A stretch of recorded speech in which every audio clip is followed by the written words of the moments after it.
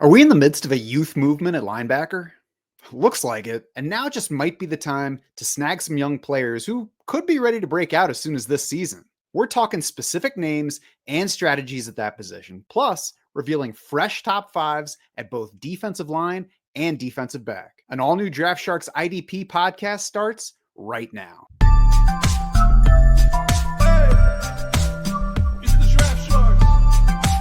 Matt Schauf of DraftSharks.com here to talk Dynasty IDP rankings. And if you're a close watcher of those rankings, then you've probably noticed quite a bit of change lately. And there's good reason for that.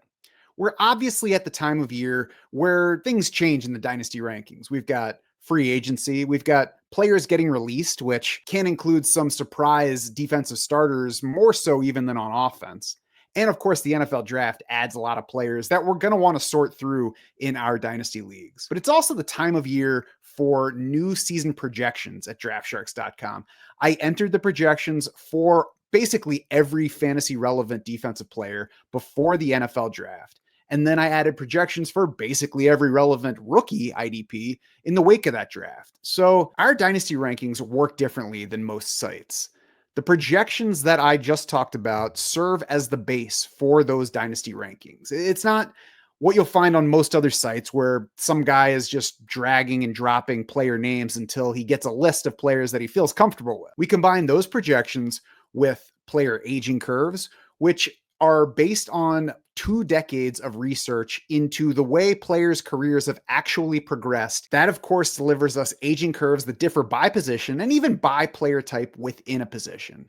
We also get historical career longevity by position, which we look at retirement rates. So we calculate not only how a player is going to score fantasy points as his career progresses, but also the likelihood that his career is just going to end at any given point. And both of those factors combine with the projections that we put in to generate these fantasy values that then sort the players into our dynasty rankings. The result of that process, I don't know how the dynasty rankings are going to look when they first finish calculating. Of course, I don't just leave them how they come out at the end of that process, but I also don't just keep messing with the rankings until they look the way that I want them to, because that would kind of defeat the purpose of having the whole system that we've built. You don't want either a system or a set of rankings that you just always agree with, because if you look at rankings and think, yeah, that's where those guys belong, then why are you even going to that site for those rankings? You could generate those rankings on your own.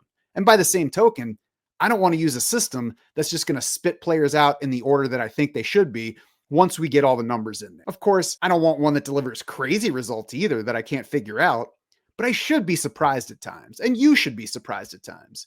You want a system that says something like, Matt, based on the projections that you entered for Edgerrin Cooper, his age, and historical trends for his position, that guy belongs at the top of your IDP dynasty rankings. That might not be what I expected going in, but that's where you're going to find Edgerrin Cooper in our current linebacker dynasty rankings. Is that risky? Sure.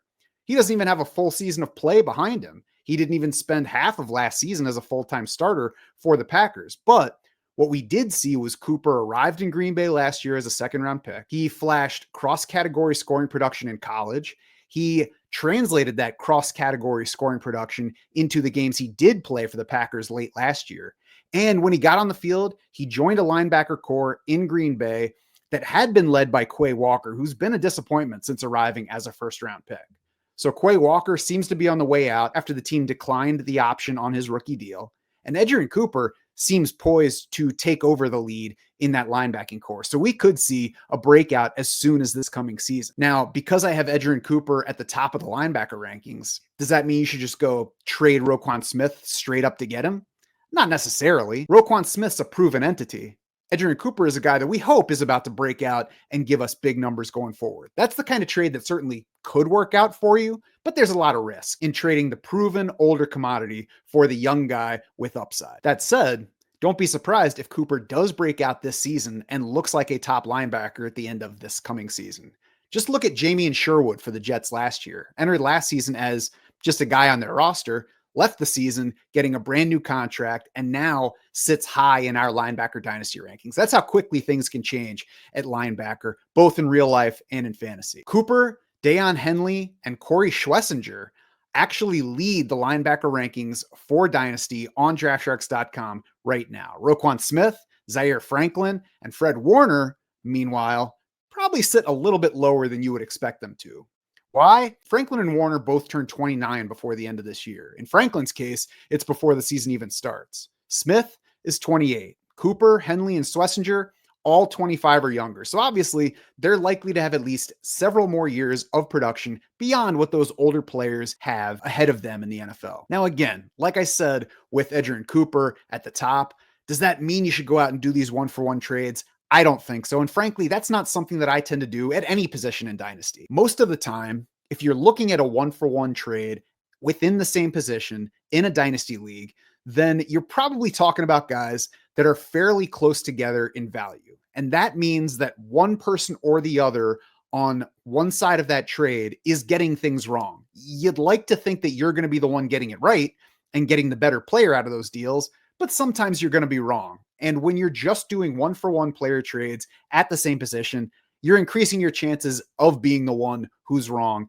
and losing value on that deal. I think more so you want to look for multiplayer trades. You want to look for trading one position to get another position, maybe two players to get one player. Now, can a one-for-one work out? Of course it can. Let's say you're in season, your team has fallen out of contention, and there's another team that needs one piece to push it over the top. So maybe you trade them the older player at the position, and they trade you a younger player at the position to fit those two specific builds. Outside of that very specific scenario, though, I think you're more likely to get the scenario where one manager or the other is wrong, and that's just not a good setup for trades in general. Now, we talked about the youth movement at the top of linebacker. You can check the linebacker rankings on draftsharks.com to see exactly who all of the names are up there. You know, there are some others up there like Jamien Sherwood, who I mentioned, Zach Bond, who emerged last year, a bit on the older side, but should have time left if you look at the contract he got from Philly after that first year starting with the Eagles, and potentially a bit more tread left because he did not play there very much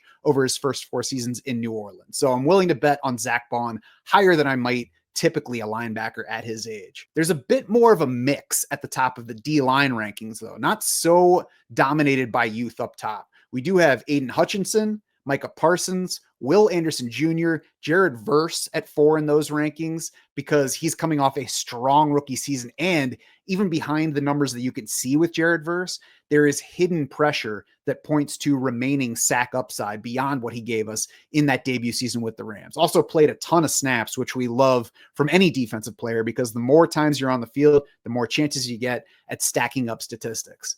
Max Crosby next at number 5 among D linemen. Just to show you I'm not a total ageist here. We don't want to overrate age too much. Max Crosby is at number 5, despite being 6 years older than Abdul Carter, the top edge in this year's draft, of course. Now, if you want to see exactly where Carter settled in, it's not far behind Max Crosby, but you can check the rankings at draftsharks.com to see exactly what spot Carter's in and see who follows those guys in the D-line rankings. Defensive back is the position that you should care about the least when it comes to our dynasty rankings. If cornerback and safety are split in your IDP league, then cornerback is the one you should officially care about the least, with safety behind that one, and then probably the rest of the positions, depending some on your format.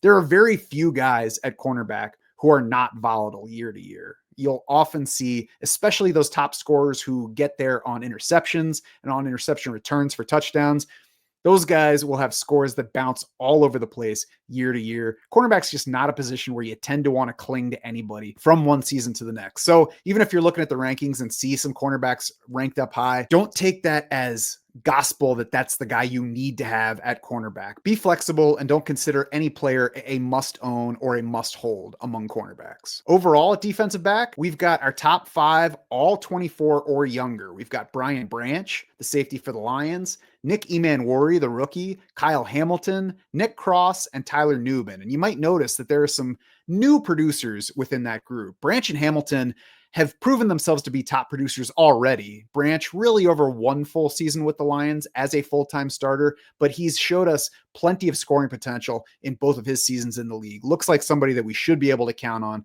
for fantasy scoring. Cross and Nubin, strong first seasons as starters in 2024. Nubin was a rookie with the Giants. Cross wasn't a rookie, but a first-time starter with the Colts. Both put up big numbers, both worth trusting fantasy-wise heading into 2025. And Emanwori, I've talked about on multiple shows about just how much and why I like him. So if you missed any of those, you can feel free to either look back at those shows, or I'll have a rookie article coming to draftsharks.com later this month to dig further into that. Now, a common question, especially in Dynasty, is where to take IDPs. And it's going to sound like a cop out, but it's going to depend a lot on your format. And that's going to be true whether you're talking startup draft or rookie draft. It just differs too much by league for me to say this is the time when you should be starting to take defensive players in either the startup or the rookie format. In addition to treating these dynasty rankings like straight rankings, though, a list of guys in the order in which we prefer them,